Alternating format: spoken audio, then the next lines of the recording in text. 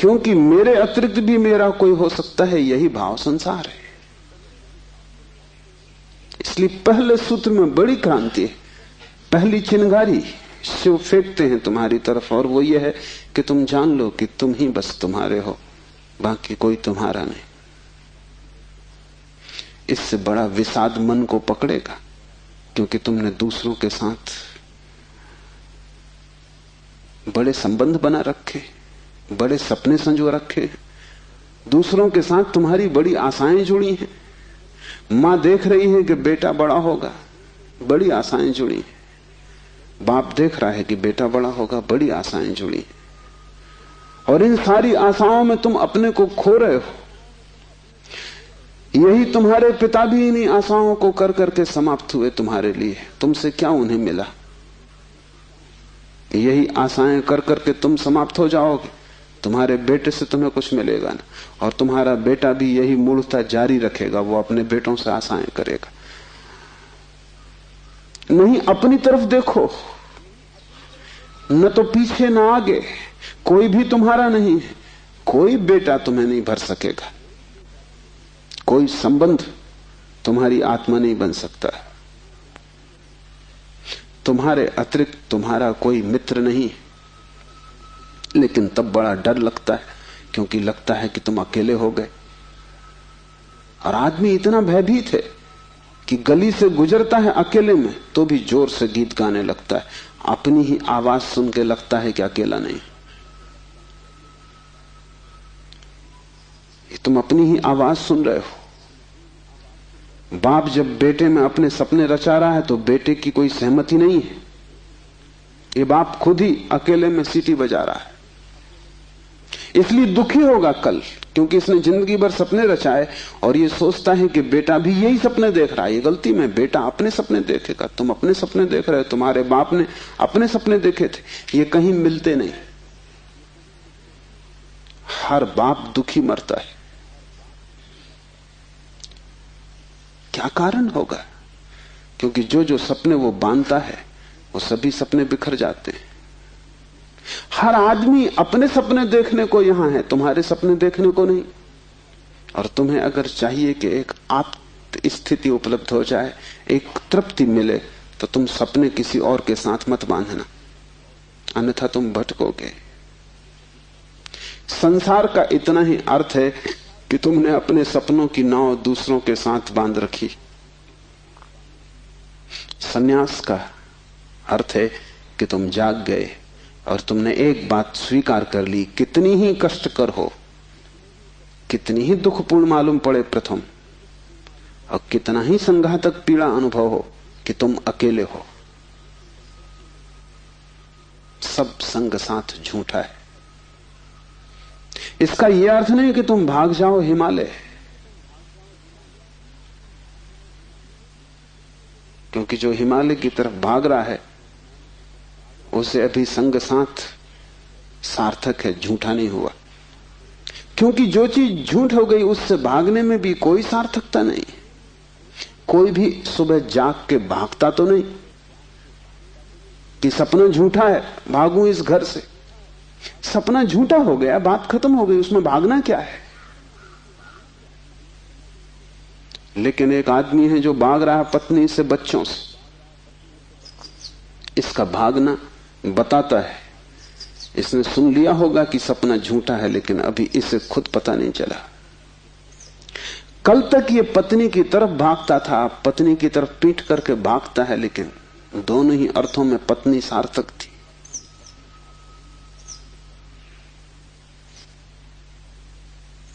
एक जैन संत हुए, गणेश वर्णी। वर्षों पहले उन्होंने पत्नी त्याग दी। साधु पुरुष थे। कोई 20 वर्ष त्याग के बाद काशी में थे, तब खबर आई कि पत्नी मर गई। उनके मुंह से जो वचन निकला वो याद रख लेने जैसा है। उन्होंने कहा, चलो झंझट मिटी। उनके भक्तों ने इस वचन का अर्थ लिया कि बड़ी वीतरागता है, थोड़ा सोचो। तो साफ हो जाएगा कि वीतरागता बिल्कुल नहीं। क्योंकि जिस पत्नी को 20 साल पहले छोड़ दिया उसकी झंझट अभी कायम थी तो ही मिट सकती है। गणित बिल्कुल सीधा और साफ है। ये पत्नी जो 20 साल पहले छोड़ दी किसी न किसी तरह छाया की तरह पीछे चल रही होगी, ये मन में कहीं सवार होगी। इसका उपद्रव कायम था। 20 साल भी इसके उपद्रव को मिटा नहीं पाए थे छोड़ने के बाद। ये मन सतत सोचता रहा होगा पक्ष में विपक्ष में। पत्नी के मरने पर ये वचन कि चलो झंझट मिटी, पत्नी के संबंध में कुछ भी नहीं बताते, सिर्फ पति के संबंध में बताते कि आदमी भाग तो गया छोड़कर, लेकिन छोड़ ना पाया।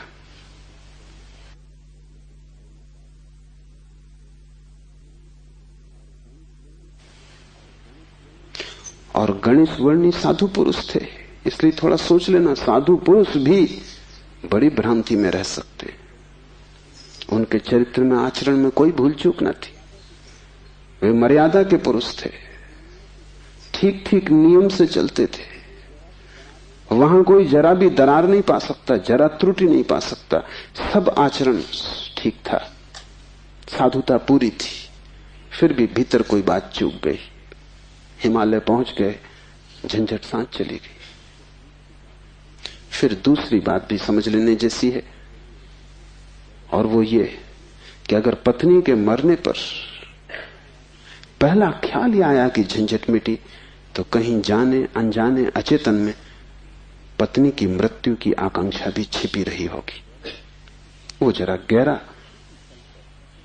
किसी तल पर पत्नी मिट जाए, न हो, समाप्त हो जाए, ये तो हिंसा हो गई। लेकिन एक एक वचन भी अकारण नहीं आता, आसमान से नहीं आता। एक एक वचन भी भीतर से आता। और ऐसे क्षणों में जबकि पत्नी मर गई इसकी खबर आई हो,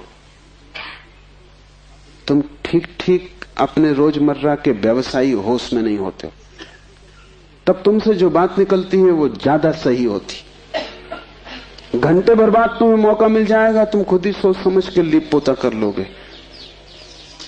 तुम फिर जो कहोगे वो बात झूठी हो जाएगी। लेकिन तत्क्षण उस क्षण में वर्णी चूक गए। वो जो 20 साल से उन्होंने चारों तरफ साधुता का व्यवस्था कर रखी थी, उस क्षण में भूल गए। जब वर्णी को ऐसा घट सकता है तो तुम्हें तो सहज ही घट सकता है। भागने से कुछ भी ना होगा, भागकर कोई भी कभी भाग नहीं पाया। लेकिन भक्त इसको न देख पाएंगे। उन्होंने तो वर्णी की कथा में इसको बड़े बहुमूल्य वचन की तरह संग्रहित किया है, ये सोच के कि देखो आदमी कैसा वीतराग है। तुम्हें पता भी नहीं हो सकता कि वीतरागता क्या है। तुम राग में जीते हो, तुम्हें विराग समझ में आता है, तुमसे जो विपरीत है वो समझ में आता है। तुम जानते हो कि तुम पत्नी को छोड़ के नहीं जा सकते, और ये आदमी छोड़ के चला गया, ये आदमी तुमसे बड़ा है, ये तुमसे विपरीत है, लेकिन तुमसे भिन्न नहीं। तुम पैर के बल खड़े हो, ये आदमी सिर के बल खड़ा है, लेकिन तुम्हारे मन में और इसके मन में रत्ती भर भी फर्क नहीं। खोज के देखो, तुम सभी सोचते हो कि पत्नी झंझट। तुम एक आध ऐसा पति पा सकते हो जो कहे पत्नी झंझट नहीं। पत्नी के सामने मत पूछना, एकांत में अकेले। मुल्ला नसरुद्दीन ने मुझे कहा है कि मैं भी कभी सुखी था, लेकिन ये मुझे पता ही तब चला जब मैंने विवाह कर लिया, और तब फिर बहुत देर हो चुकी थी। मैं भी कभी सुखी था, ये पता मुझे तब चला जब मैंने विवाह कर लिया, लेकिन तब तक तो बहुत देर हो चुकी थी, सुख हाथ से जा चुका था। पति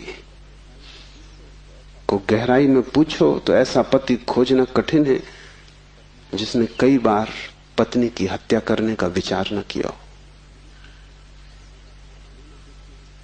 सपने न देखे हो कि मार डाला पत्नी को, सुबह उठ के वो भी कहेगा कैसा बेहुदा सपना। लेकिन अचेतन आकांक्षा है। जिससे झंझट पैदा होती है उसे मिटा देने का मन सीधा तर्क है, लेकिन झंझट दूसरे से कभी पैदा होती ही नहीं। पत्नी में अगर कोई उपद्रव होता तो कौन तुम्हें रोकता था? तुम सब भाग गए होते हिमालय। उपद्रव पत्नी में नहीं है, क्योंकि तुम हिमालय जाके फिर पत्नी खोज लोगे।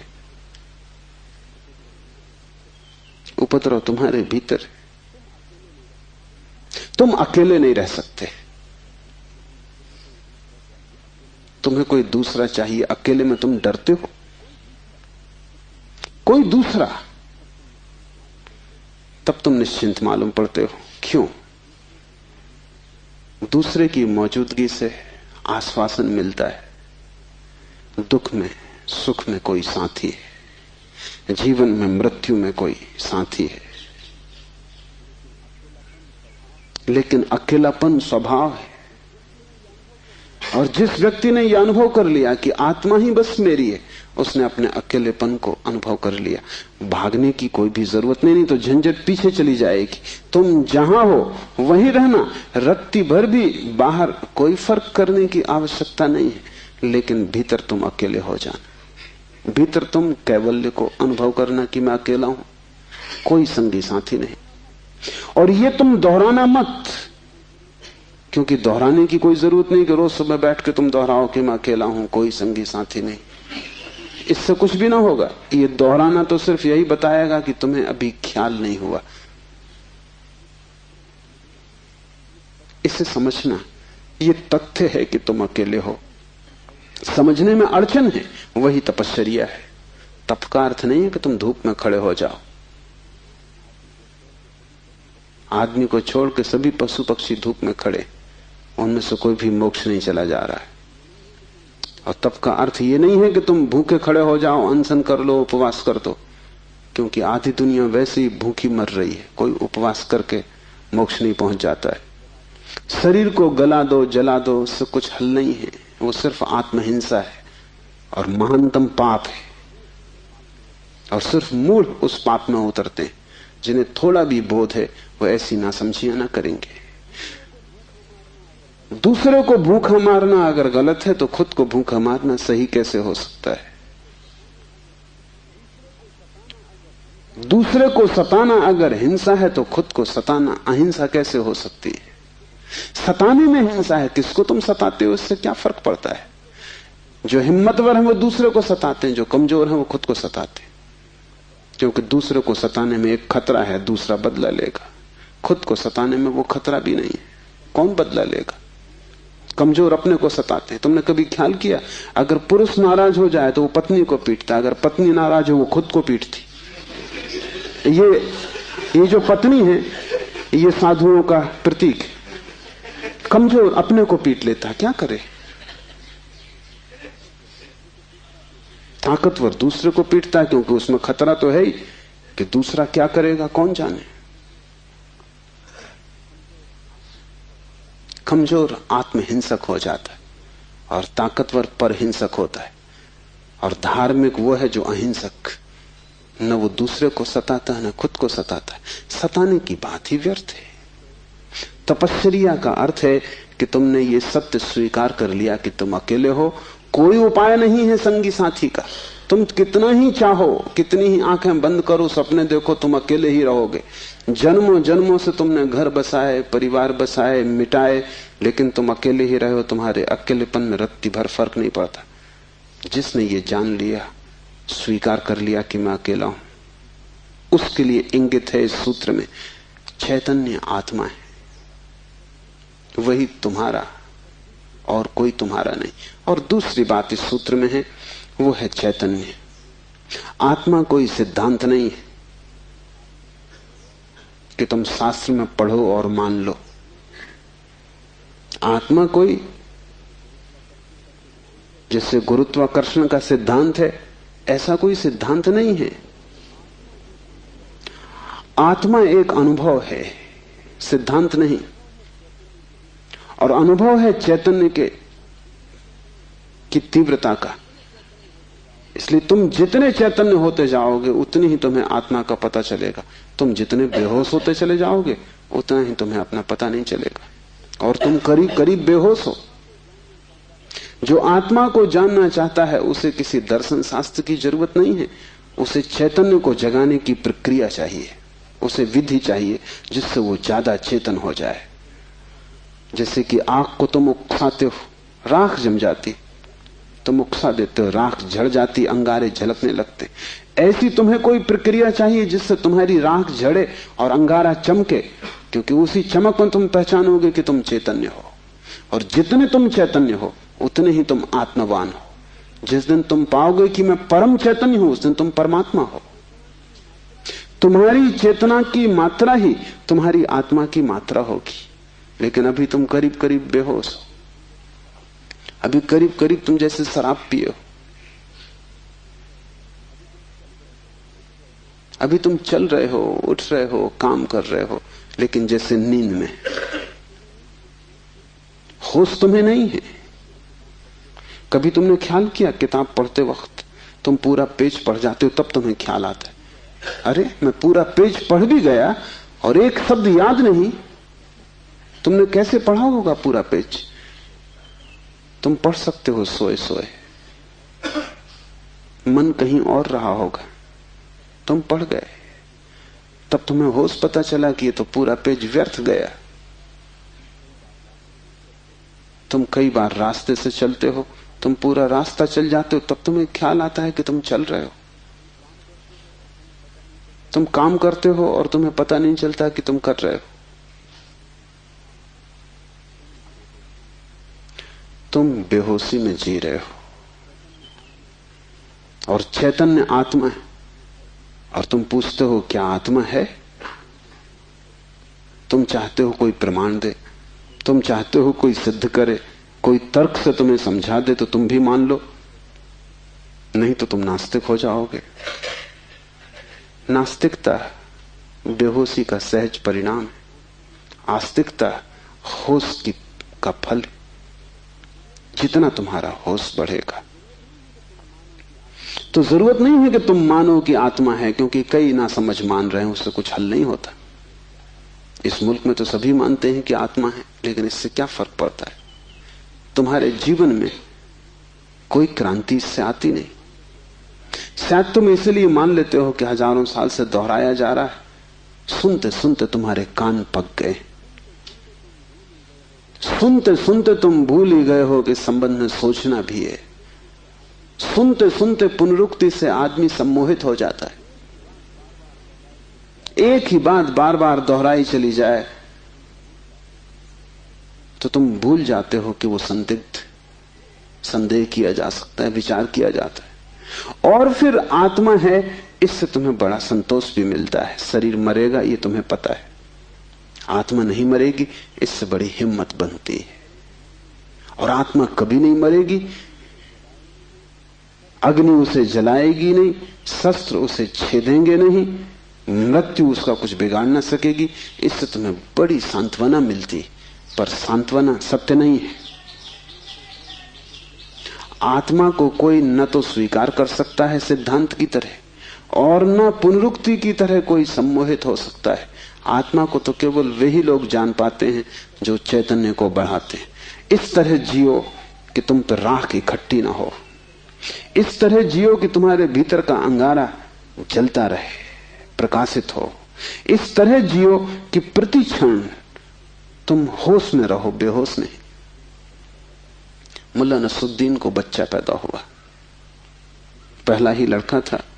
नसरुद्दीन बड़ा खुश हुआ, अपने खास मित्र को बुलाया, खुशी मनाने दोनों शराब घर में गए। क्योंकि तुम एक ही खुशी जानते हो, बेहोशी। ये बड़े मजे की बात है। शिव, बुद्ध, महावीर, वे सब चिल्ला चिल्ला के कहते हैं कि दुनिया में एक ही आनंद है, वो है होश। और तुम एक ही सुख जानते हो, वो है बेहोशी। या तो तुम ठीक हो या वो ठीक है, दोनों तो ठीक नहीं हो सकते। मुल्ला नसरुद्दीन सीधा शराब घर गया, बजाय अस्पताल जाने के पहले बेटे को देखता। उसने कहा कि पहले जरा आनंद कर लें, कितने दिनों का सपना पूरा हुआ। डट के दोनों पी गए।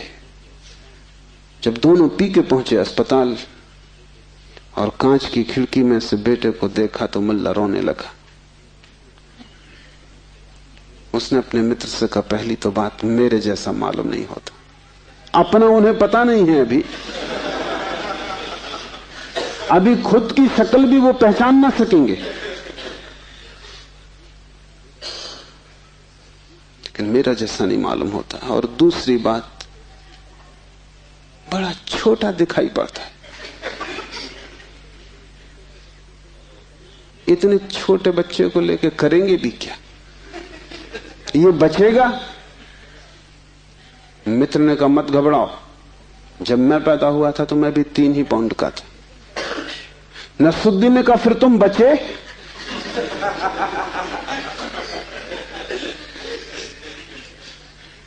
मित्र सोचने लगा, क्योंकि वो भी बेहोशी में था। उसने कहा, पक्का नहीं कह सकता।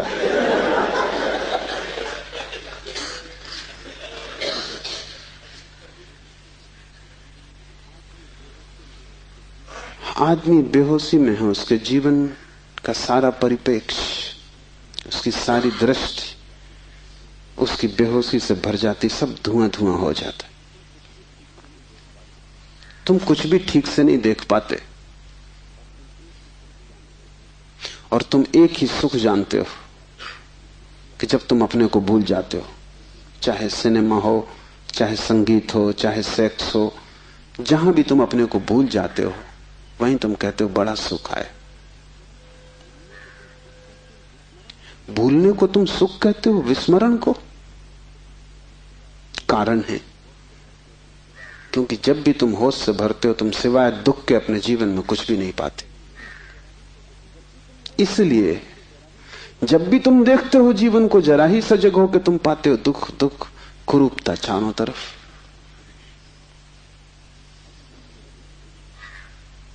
एक मेरे मित्र अविवाहित ही रह गए, उनसे मैंने पूछा कि क्या हुआ, कैसे चूक गए? तो उन्होंने कहा कि बड़ी अड़चन आई। जिस स्त्री को मैं प्रेम करता था, जब मैं शराब पी लेता तब वो मुझे सुंदर मालूम पड़ती, तब मैं शादी करने को राजी, लेकिन तब वो राजी नहीं। और जब मैं होश में होता तब मैं राजी नहीं, तब वो राजी होती थी। इसलिए चूक गए, कोई उपाय ना हुआ, मेल ना हो सका। तुम जब भी आंख खोल कर देखोगे सब तरफ कुरूपता और दुख पाओगे। जब तुम बेहोश होते हो तब सब ठीक लगता है। इसलिए तुम्हें तकलीफ मालूम पड़ती, चैतन्य आत्मा असंभव। इसलिए दुख से गुजरना होगा। उसको ही तपश्चर्या कहा है। जब कोई व्यक्ति जागना शुरू करता है तो पहले तो उसे दुख में से ही गुजरना होगा, क्योंकि तुमने जन्मों जन्मों तक दुख अपने चारों तरफ निर्मित किए हैं। कौन उनसे गुजरेगा तुम अगर न गुजरे तो? इसको हमने कर्म कहा है। कर्म का कुल इतना ही अर्थ है कि जन्मों जन्मों तक हमने चारों तरफ दुख निर्मित किए, जाने अनजाने हमने दुख की फसल बोई है, काटेगा कौन? तो जब भी तुम होश में आते हो तुम्हें फसल दिखाई पड़ती, बड़ी लंबी, इस खेत से तुम्हें गुजरना पड़ेगा। डर के मारे तुम वहीं बैठ जाते हो, फिर आंख बंद करके शराब पी लेते हो कि ये तो बहुत झंझट का काम है। लेकिन जितनी तुम शराब पीते हो उतनी ये फसल बढ़ती जाती। हर जन्म तुम्हारे कर्म की श्रृंखला में कुछ और जोड़ जाता है, घटाता नहीं। तुम और भी गर्त में उतर जाते हो, नरक और करीब आ जाता है। होश से भरोगे तो पहला तो घटना ये घटने ही वाली है कि तुम्हारे जीवन में चारों तरफ दुख दिखाई पड़ेगा, नरक, क्योंकि तुमने वो निर्मित किया है। और अगर तुमने हिम्मत रखी, साहस रखा और तुम उस दुख से गुजर गए, तो जिस दुख से तुम सचेतन रूप से गुजर जाओगे वो फसल कट गई। उन दुखों से तुम्हें न गुजरना पड़ेगा फिर। और अगर एक बार तुम सारी दुख की श्रृंखला से गुजर जाओ, कर्म की श्रृंखला से, क्योंकि वो तुम्हारी आत्मा के चारों तरफ बंधी हुई जंजीरें, अगर तुम उन सब से गुजर जाओ और होश न खो और हिम्मत जारी रखो कि कोई फिक्र नहीं, जितना दुख मैंने पैदा किया है मैं गुजरूंगा, मैं अंत तक जाऊंगा। मैं उस प्रथम घड़ी तक जाना चाहता हूं जब मैं निर्दोष था और दुख की यात्रा शुरू ना हुई थी, जब मेरी आत्मा परम पवित्र थी और मैंने कुछ भी संग्रह न किया था दुख का। मैं उस समय तक प्रवेश करूंगा ही, चाहे कुछ भी परिणाम हो, कितना ही दुख, कितनी ही पीड़ा। अगर तुमने इतना साहस रखा तो आज नहीं कल दुख से पार होकर तुम उस जगह पहुंच जाओगे जहां शिव का सूत्र तुम्हें समझ में आएगा, चैतन्य आत्मा है। और एक बार तुम अपने भीतर के चैतन्य में प्रतिष्ठित हो जाओ, फिर तुमसे कोई दुख पैदा नहीं होता, क्योंकि बेहोश आदमी अपने चारों तरफ दुख पैदा करता है। तुमने देखा है शराबी को चलते हुए रास्ते पर वो कैसा डगमगाता है? ऐसी तुम्हारी जिंदगी है, कहीं पैर रखते हो कहीं पड़ता है, कहीं जाना चाहते हो कहीं पहुंच जाते हो, कुछ करना चाहा था कुछ और ही हो जाता है, कुछ कहने निकले थे कुछ और ही कह के घर लौट आते हो। इसे तुम रोज देख रहे हो, फिर भी तुम समझ नहीं पाते कि क्यों हो रहा है। तुम गए थे किसी से क्षमा मांगने और झगड़ा करके वापस आ गए। होश में हो तुम बात प्रेम की कर रहे थे, दुश्मनी हो गई।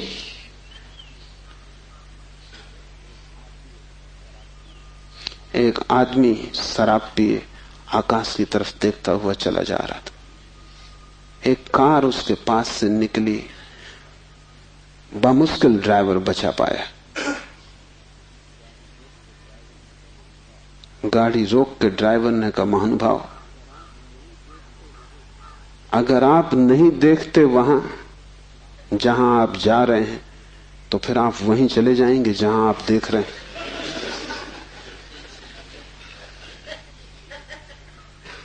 और हमें कुछ पता भी नहीं कि हम कहां जा रहे हैं, क्यों जा रहे हैं, कहां देख रहे हैं, क्यों देख रहे हैं, चले जा रहे हैं। क्योंकि एक बेचैनी है भीतर जो बैठने भी नहीं देती, एक शक्ति है भीतर जो चलाए चली जाती है।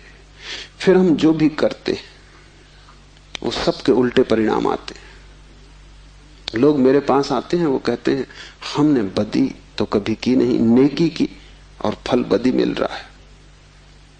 ऐसा हो नहीं सकता कि तुम नेकी करो फल में बदी मिले। ऐसा हो नहीं सकता कि तुम आम के बीज बो और नीम के फल लगे। ऐसा हो नहीं सकता। इतना ही हो सकता है कि तुम ऐसे बेहोशी में बोए होगे, बोए तुमने नीम के ही फल, तुम होश में न थे, क्योंकि वृक्ष थोड़ी झूठ बोलेगा। तुम ही कहीं बोते वक्त भूल में पड़े होगे। तुम जब नेकी भी करते हो तब भी तुम्हारा नेकी करने का मन नहीं होता। तुम सच भी बोलते हो तो तुम दूसरे को चोट पहुंचाने के लिए सच बोलते हो। तुम सच बोलते हो दूसरे के अपमान के लिए। तुम सच बोलते हो जैसे तुम सच का उपयोग एक घातक हथियार की तरह कर रहे हो।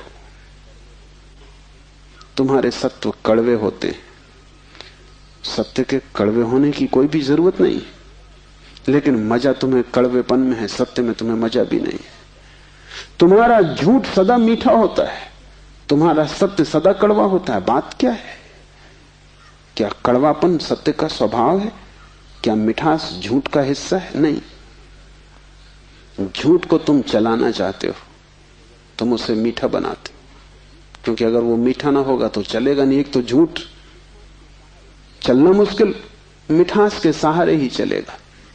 जैसे कड़वी दवा की गोली पर हम मीठी परत चढ़ा देते, बच्चा मीठी गोली समझ के खा लेता है, और जब तक कड़वेपन का पता चलता है तब तक गोली भीतर जा चुकी है। तुम झूठ को मीठा बनाते हो क्योंकि तुम झूठ चलाना चाहते हो। तुम सत्य को कड़वा बनाते हो क्योंकि सत्य से तुम केवल चोट करना चाहते हो, उसको चलाना नहीं चाहते। तुम सत्य बोलते ही तब हो जब तुम सत्य का इस तरह उपयोग कर सको कि वो झूठ से बदतर साबित हो, तभी तुम बोलते हो। तुम बेहोश हो, तुम्हारे कृत्यों का तुम्हें कुछ पता नहीं है कि तुम क्या कर रहे हो। इसे थोड़ा होशपूर्वक देखना शुरू करो। जो तुम बोलना चाहते हो वही बोले या तुम कुछ और बोल गए? क्या तुमने यही सोचा था बोलने के लिए जो तुम बोले? मार्क ट्वेन लौटता था एक रात, उसकी पत्नी ने पूछा, घर आया तो पत्नी ने पूछा कैसा रहा व्याख्यान? वो व्याख्यान देने गया था। उसने कहा कौन सा व्याख्यान? जो मैंने तैयार किया था वो, या जो मैंने वहां दिया वो, या जो मैं चाहता था कि देता वो? कौन सा व्याख्यान? एक तो आदमी तैयार करता है और एक आदमी फिर जो देता है, उसमें बड़ा फर्क है।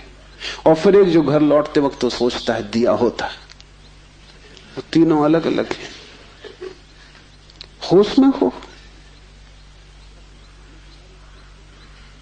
सब निशाने तुम्हारे चूक जाते हैं। तुम्हारी जिंदगी में कभी भी कोई निशाना लगा? आंख बंद करके भी आदमी तीर चलाता रहे तो कभी ना कभी निशाना लगेगा। मैंने सुना है कि अगर बंद घड़ी भी दीवार पे टंगी रहे तो 24 घंटे में 2 बार सही समय बताएगी। तुम्हारी जिंदगी में ऐसा भी नहीं आया कि 2 बार भी तुमने सही समय बताया होता। तुम बंद घड़ी से गए बीते हो।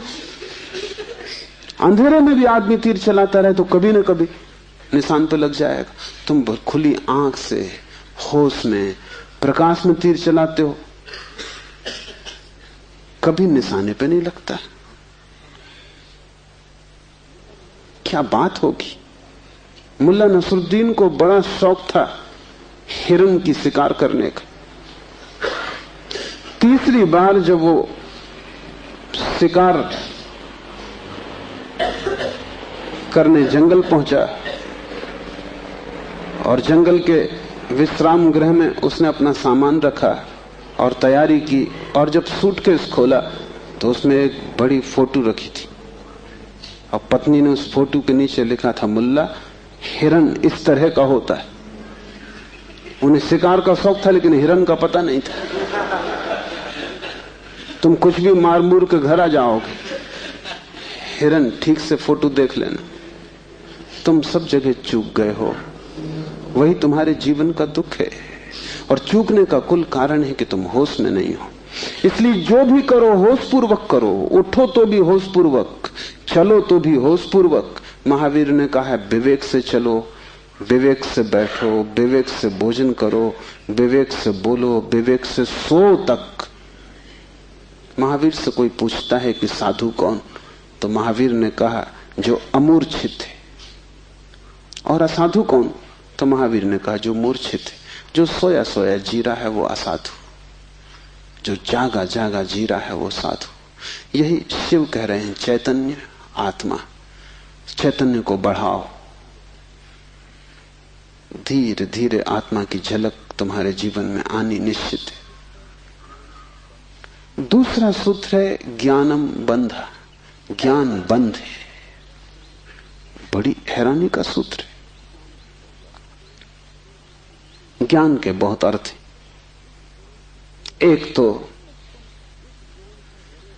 जब तक तुम इस ज्ञान से भरे हो कि मैं हूं, तब तक तुम अज्ञान में रहोगे, क्योंकि मैं अज्ञान है, अहंकार अज्ञान है। जिस दिन तुम आत्मा से भरोगे उस दिन हूंपन तो रहेगा, मैंपन नहीं रहेगा। मैं हूं, इसमें से मैं तो कट जाएगा, सिर्फ हूं रहेगा। इसे थोड़ा प्रयोग करके देखो। कभी किसी वृक्ष के नीचे शांत बैठकर खोजो कि तुम्हारे भीतर मैं कहां है। तुम कहीं भी ना पाओगे। हूं तो तुम सब जगह पाओगे, मैं तुम कहीं भी ना पाओगे। सब जगह तुम्हें अस्तित्व मिलेगा, लेकिन अस्तित्व के साथ अहंकार तुम्हें कहीं भी ना मिलेगा। अहंकार तुम्हारी निर्मिति है, वो तुम्हारा बनाया हुआ है, वो झूठा है, वो असत्य है, उससे ज्यादा अप्रामाणिक और कुछ भी नहीं। वो काम चलाऊ है, उसकी संसार में जरूरत है, लेकिन उसकी सत्य में कहीं भी कोई स्थान नहीं। तो एक तो मैं हूं, ये ज्ञान बंध का कारण है। मेरा बोध, हूपन का बोध नहीं। हूपन का बोध तो शुद्ध है, उसमें कोई सीमा नहीं है। जब तुम कहते हो हूं, तो तुम्हारे हूं में और वृक्ष के हूं में कोई फर्क होगा? तुम्हारे हूं में और मेरे हूं में कोई फर्क होगा? जब तुम सिर्फ हो तो नदियां, पहाड़, वृक्ष सभी एक हो गए। जैसे ही मैंने कहा मैं, वैसे ही मैं अलग हुआ। जैसे ही मैंने कहा मैं, वैसे ही तुम टूट गए, पर हो गए, अस्तित्व से मैं पृथक हो गया। हूपन ब्रह्म है और मैं मनुष्य की अज्ञान दशा है।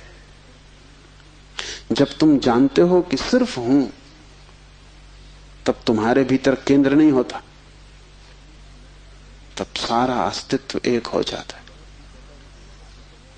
तब तुम उस लहर की तरह हो जो सागर में खो गई। अभी तुम उस लहर की तरह हो जो जम के बर्फ हो गई है, सागर से टूट गई है। ज्ञानम बंधा, पहला तो ज्ञान बंध है, इस बात का ज्ञान कि मैं हूं।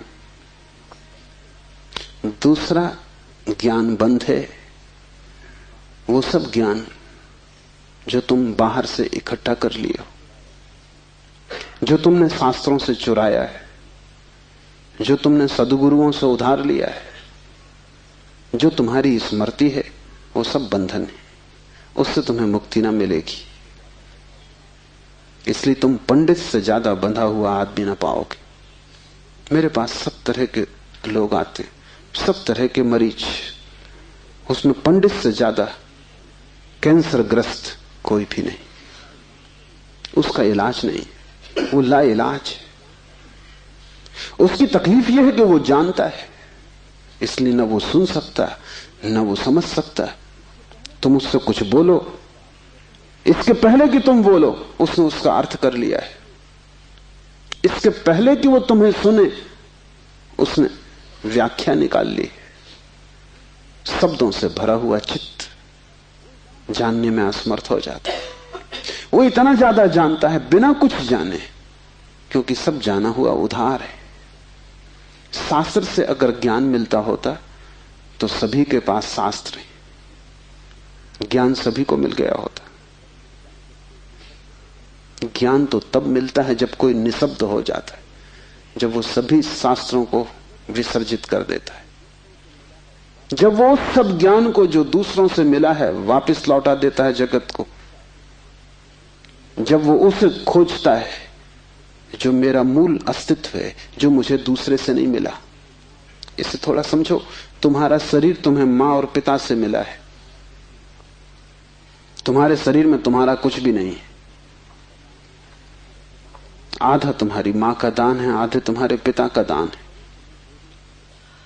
फिर तुम्हारा शरीर तुम्हें भोजन से मिला है, वो जो रोज तुम भोजन कर रहे हो। 5 तत्वों से मिला है, वायु है, अग्नि है, 5 तत्व हैं, उनसे तुम्हें मिला है। इसमें तुम्हारा कुछ भी नहीं है। लेकिन तुम्हारी चेतना तुम्हें 5 तत्वों में से किसी से भी नहीं मिली है। तुम्हारी चेतना तुम्हें मां और पिता से भी नहीं मिली है। तुम जो जो जानते हो वो तुमने स्कूल विश्वविद्यालय से सीखा है, शास्त्रों से सुना है, गुरुओं से पाया है। वो तुम्हारे शरीर का हिस्सा है, तुम्हारी आत्मा का नहीं। तुम्हारी आत्मा तो वही है जो तुम्हें किसी से भी नहीं मिली। जब तक तुम उस शुद्ध तत्व को न खोज लोगे जो निपट तुम्हारा है, जो तुम्हें किसी से भी नहीं मिला है, न मां ने दिया, न पिता ने, न समाज ने, न गुरु ने, न शास्त्र ने, वही तुम्हारा स्वभाव है। ज्ञान बंद है क्योंकि वो तुम्हें इस स्वभाव तक न पहुंचने देगा। ज्ञान ने ही तुम्हें बांटा है। तुम कहते हो मैं हिंदू, तुमने कभी सोचा कि तुम हिंदू क्यों हो? तुम कहते हो मैं मुसलमान, तुमने कभी विचारा कि तुम मुसलमान क्यों हो? हिंदू और मुसलमान में फर्क क्या है? क्या उनका खून निकाल के कोई डॉक्टर परीक्षा करके बता सकता है कि हिंदू का खून है, ये मुसलमान का खून? क्या उनकी हड्डियां काट के कोई बता सकता है कि हड्डी मुसलमान से आती है कि हिंदू से आती है? कोई उपाय नहीं। शरीर की जांच से कुछ भी पता न चलेगा, क्योंकि दोनों के शरीर 5 तत्वों से बनते हैं। लेकिन अगर उनकी खोपड़ी की जांच करो तो पता चल जाएगा कि कौन हिंदू है कौन मुसलमान है, क्योंकि दोनों के शास्त्र अलग, दोनों के सिद्धांत अलग, दोनों के शब्द अलग। शब्दों का भेद है तुम्हारे बीच। तुम हिंदू हो क्योंकि तुम्हें एक तरह का ज्ञान मिला जिसका नाम हिंदू, दूसरा जैन है क्योंकि उसे दूसरे तरह का ज्ञान मिला जिसका नाम जैन। तुम्हारे बीच जितने फासले हैं, दीवालें हैं, वो ज्ञान की दीवालें, और सब ज्ञान उधार। तुम एक मुसलमान बच्चे को हिंदू के घर में रख दो, वो हिंदू की तरह बड़ा होगा, वो ब्राह्मण की तरह जनेऊ धारण करेगा, वो उपनिषद और वेद के वचन उद्धृत करेगा। और तुम एक हिंदू के बच्चे को मुसलमान के घर रख दो, वो कुरान की आयत दोहराएगा।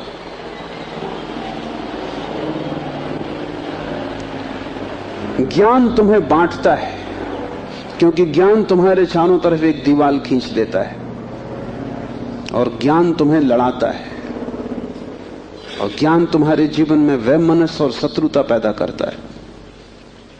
थोड़ी देर को सोचो, अगर तुम्हें कुछ भी ना सिखाया जाए कि तुम हिंदू हो या मुसलमान या जैन या पारसी, तो तुम क्या करोगे? तुम बड़े होगे एक मनुष्य की भांति। तुम्हारे बीच कोई दीवार ना होगी। दुनिया में कोई 300 धर्म है, 300 कारागृह, और हर आदमी पैदा होते से एक कारागृह या दूसरे कारागृह में डाल दिया जाता है। और पंडित पुरोहित बड़ी चेष्टा करते हैं कि बच्चे पे जल्दी से जल्दी कब्जा हो जाए। उसको वो धर्म शिक्षा कहते हैं। उससे ज्यादा अधर्म और कुछ भी नहीं है। वो उसको धर्म शिक्षा कहते हैं। 7 साल के पहले बच्चे को पकड़ लें, क्योंकि 7 साल का बच्चा अगर बड़ा हो गया तो फिर पकड़ना रोज रोज मुश्किल होता जाएगा। और बच्चे को अगर थोड़ा भी बोध आ गया तो फिर वो सवाल उठाने लगेगा, और सवालों का जवाब पंडितों के पास बिल्कुल नहीं है। पंडित सिर्फ मूढ़ों को तृप्त कर पाते हैं। जितनी कम बुद्धि का आदमी हो, पंडित से उतनी जल्दी तृप्त हो जाता है। वो एक प्रश्न पूछता, उत्तर मिल जाता है। तुम जाते हो पंडित से पूछते हो संसार को किसने बनाया, वो कहता भगवान ने। तुम प्रसन्न घर लौटाते हो बिना पूछे कि भगवान को किसने बनाया। अगर तुम दूसरा प्रश्न पूछते, पंडित नाराज हो जाते, क्योंकि उसका उसे भी पता नहीं, किताब में वो लिखा नहीं। और फिर झंझट की बात है, परमात्मा को किसने बनाया। फिर तुम पूछते ही चले जाओगे, वो कोई भी जवाब दे, तुम पूछोगे उसको किसने बनाया। अगर गौर से देखो तो तुम्हारे पहले सवाल का जवाब दिया नहीं गया है। पंडित ने तुम्हें सिर्फ संतुष्ट कर दिया क्योंकि तुम बहुत बुद्धिमान नहीं। और बच्चे अबोध, उनका अभी तर्क नहीं जगा, विचार नहीं जगा, अभी वो प्रश्न नहीं पूछ सकते। अभी तुम जो भी कचरा उनके दिमाग में डाल दो, वो उसे स्वीकार कर लेंगे। बच्चे सभी को स्वीकार कर लेते हैं, क्योंकि वो सोचते हैं जो भी दिया जा रहा है वो सभी ठीक है। बच्चा ज्यादा सवाल नहीं उठा सकता, सवाल उठाने के लिए थोड़ी प्रौढ़ता चाहिए। इसलिए सभी धर्म बच्चों की गर्दन पकड़ लेते हैं और फांसी लगा देते हैं। फांसी बड़ी सुंदर है। किसी के गले में बाइबल लटकी है, किसी के गले में समय सार लटका है, किसी के गले में कुरान लटकी है, किसी के गले में गीता लटकी। ये इतने प्रीतिकर बंधन है कि इनको छोड़ने की हिम्मत फिर जुटानी बहुत मुश्किल है। और जब भी तुम इन्हें छोड़ना चाहोगे, एक खतरा सामने आ जाएगा, क्योंकि इन्हें छोड़ा तो तुम अज्ञानी। क्योंकि जैसे तुम इनको छोड़ोगे तुम पाओगे मैं तो कुछ जानता नहीं, बस ये किताब सारी संपदा है, इसको संभालो। अपने अज्ञान को छिपाने का यही तो एक उपाय है। लेकिन अज्ञान छिपने से अगर मिटता होता तो बड़ी आसान बात हो गई होती। अज्ञान छिपने से बढ़ता है, जैसे कोई अपने घाव को छिपा ले, उससे कुछ मिटेगा नहीं। घाव और भीतर भीतर बढ़ेगा, मवाद पूरे शरीर में फैल जाएगी। शिव कहते हैं ज्ञान बंद है, ज्ञान सीखा हुआ, ज्ञान उधार, ज्ञान दूसरे से लिया हुआ बंधन का कारण है। तुम उस सब को छोड़ देना जो दूसरे से मिला है। तुम उसकी तलाश करना जो तुम्हें किसी से भी नहीं मिला। तुम उसकी खोज में निकलना, उस चेहरे की खोज में जो तुम्हारा है। तुम्हारे भीतर छिपा हुआ एक झरना है चैतन्य का, जो तुम्हें किसी से भी नहीं मिला, जो तुम्हारा स्वभाव है, जो तुम्हारी निज संपदा है, निजत्व है, वही तुम्हारी आत्मा है। तीसरा सूत्र है योनि वर्ग और कला शरीर है। योनि से अर्थ है प्रकृति, इसलिए हम स्त्री को प्रकृति कहते हैं। स्त्री शरीर देती है, वो प्रकृति की प्रतीक है। और कला का अर्थ है कर्ता का भाव। एक ही कला है, वो कला है संसार में उतरने की कला, और वो है कर्ता का भाव। इन दो चीजों से मिलकर तुम्हारा शरीर निर्मित होता है। तुम्हारे कर्ता का भाव, तुम्हारा अहंकार, और प्रकृति से मिला हुआ शरीर। अगर तुम्हारे भीतर कर्ता का भाव है तो तुम्हें योग्य शरीर प्रकृति देती चली जाएगी। इसी तरह तुम बार बार जन्मे हो। कभी तुम पशु थे, कभी पक्षी थे, कभी वृक्ष थे, कभी मनुष्य। तुमने जो चाहा है वो तुम्हें मिला है। तुमने जो आकांक्षा की है, तुमने जो कर्तृत्व की वासना की है, वही घट गया है। तुम्हारे कर्तृत्व की वासना घटना बन जाती है, विचार वस्तुएं बन जाते। इसलिए बहुत सोच विचार के वासना करना, क्योंकि सभी वासनाएं पूरी हो जाती हैं देर अबेर। अगर तुम बहुत बार देखते हो आकाश में पक्षी को और सोचते हो कैसी स्वतंत्रता पक्षी को, खास हम पक्षी होते, देर न लगेगी, जल्दी तुम पक्षी हो जाओ। तुम अगर देखते हो एक कुत्ते को संभोग करते हुए और तुम सोचते हो कैसी स्वतंत्रता, कैसा सुख, जल्दी ही तुम कुत्ते हो जाओ।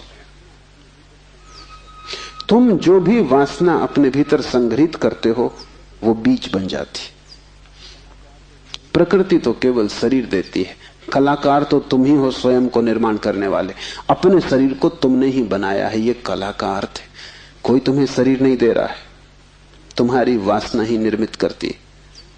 तुमने कभी ख्याल किया, रात तुम सोते हो तो आखिरी जो विचार होता है सोते समय, वही सुबह उठते वक्त पहला विचार होगा। रात भर तुम सोए रहे, वो बीज की तरह विचार भीतर पड़ा रहा, जो अंतिम था वो सुबह प्रथम होगा।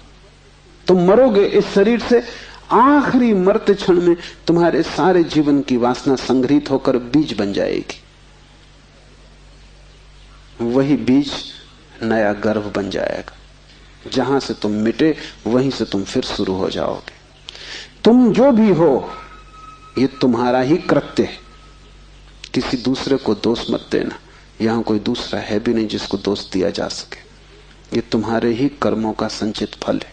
तुम जो भी हो, सुंदर कुरूप, दुखी सुखी, स्त्री पुरुष, तुम जो भी हो, ये तुम्हारे ही कृत्यों का फल है। तुम ही हो कलाकार अपने जीवन के। मत कहना कि भाग्य ने बनाया है, क्योंकि वो धोखा है। उस भांति तुम जिम्मेवारी किसी और पर टाल रहे हो। मत कहना कि परमात्मा ने भेजा है। तुम परमात्मा पर जिम्मेदारी मत डालना, क्योंकि ये तरकीब है खुद के दायित्व से बचने की। इस कारागृह में तुम अपने ही कारण हो। जो व्यक्ति इस बात को ठीक से समझ लेता है कि अपने ही कारण मैं यहां हूं, उसके जीवन में क्रांति शुरू हो जाती। शिव कह रहे हैं योनि वर्ग और कला शरीर है। प्रकृति तो सिर्फ योनि है, वो तो सिर्फ गर्भ है। तुम्हारा अहंकार उस योनि में बीज बनता है। तुम्हारे कर्तृत्व का भाव कि मैं ये करूं, मैं ये पाऊं, मैं ये हो जाऊं, उसमें बीज बनता है। और जहां भी तुम्हारे कर्तृत्व की कला और प्रकृति की योनि का मिलन होता है, शरीर निर्मित हो जाता है। इसलिए बुद्ध पुरुष कहते हैं सभी वासनाओं को छोड़ दो, तभी तुम मुक्त हो सकोगे। तुमने अगर स्वर्ग की वासना की तो तुम देवता हो जाओगे, लेकिन वो भी मुक्ति ना होगी, क्योंकि वासनाओं से कभी भी अशरीर की स्थिति पैदा नहीं होती। सभी वासनाओं से शरीर निर्मित होते हैं। जब तक तुम निर्वासना को उपलब्ध नहीं हो, जब तक तृष्णा तुमने पूरी ही नहीं छोड़ दी, तब तक तुम नए शरीरों में भटकते रहोगे। और शरीर के ढंग अलग हों, शरीर की मौलिक स्थिति एक ही जैसी है। शरीर के दुख समान है, चाहे पक्षी का शरीर हो चाहे आदमी का शरीर हो, दुखों में कोई भेद नहीं है। क्योंकि मौलिक दुख है आत्मा का शरीर में बंध जाना। मौलिक दुख है कारागृह में प्रविष्ट हो जाना। फिर कारागृह की दीवारें वर्तुलाकार हैं कि त्रिकोण हैं कि चौकोन हैं, उससे कोई हल नहीं होता, उससे कुछ फर्क नहीं पड़ता है। तुम भला सोचते हो फर्क पड़ता है। एक मेरे मित्र हैं, ड्राइंग के शिक्षक हैं, उन्हें जेल हो गई। लौटे 3 साल बाद तो मैंने उनसे पूछा कैसे रहे दिन, कैसे कटे दिन। उन्होंने कहा और तो सब ठीक था, लेकिन मेरी कोठरी के कोने 90 कोण के नहीं थे। वो ड्राइंग के शिक्षक हैं, उनकी बुद्धि, वो 90 कोण के नहीं थे कोठरी के कोने।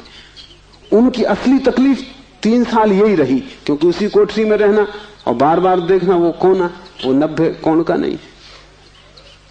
तो जो बात उन्होंने मुझसे कही वो ये कि तो और तो सब ठीक था, बाकी कुछ अड़चन ना थी, लेकिन कोने ठीक 90 के नहीं थे। कोने 90 के हों कि 90 के ना हो, इससे क्या बुनियादी फर्क पड़ेगा। कारागृह कारागृह, पक्षी का शरीर के आदमी का बहुत फर्क नहीं पड़ता। बंद तुम हो गए वही दुख है, बंध गए तुम वही दुख है। वासना बांधती, वासना है रज्जु जिससे हम बंधते हैं। और ध्यान रखना, तुम्हारे अतिरिक्त और कोई जिम्मेवार नहीं है। उद्धमो भैरवा, चौथा सूत्र है उद्धम ही भैरव है। उद्धम उस आध्यात्मिक प्रयास को कहते हैं जिससे तुम इस कारागृह के बाहर होने की चेष्टा करते हो। भैरव शब्द पारिभाषिक है। भा का अर्थ है भरण, रा का अर्थ है रवण, वा का अर्थ है वमन। भरण का अर्थ है धारण, रवण का अर्थ है संहार और वमन का अर्थ है फैलाना। भैरव का अर्थ है ब्रह्म, जो धारण किए है, जो संभाले है, जिसमें हम पैदा होंगे और जिसमें हम मिटेंगे, जो विस्तार है और जो ही संकोच बनेगा, जो सृष्टि का उद्भव है और जिसमें प्रलय होगा।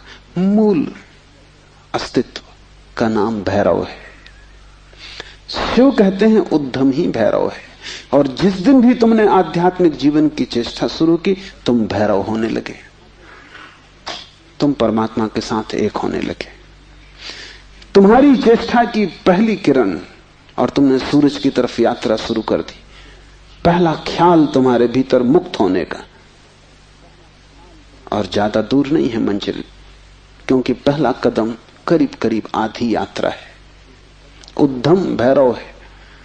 पाओगे देर लगेगी, मंजिल पहुंचने में समय लगेगा, लेकिन तुमने चेष्टा शुरू की और तुम्हारे भीतर बीज आरोपित हो गया कि मैं उठूं इस कारागृह के बाहर, मैं जाऊं शरीर से मुक्त हूं, मैं हटूं वासना से, मैं अब और बीज न बोऊं इस संसार को बढ़ाने के, मैं और जन्मों की आकांक्षा न करूं। तुम्हारे भीतर जैसे ही ये भाव सघन होना शुरू हुआ कि अब मैं मूर्छा को तोड़ूं और चैतन्य बनूं, वैसे ही तुम भैरव होने लगे,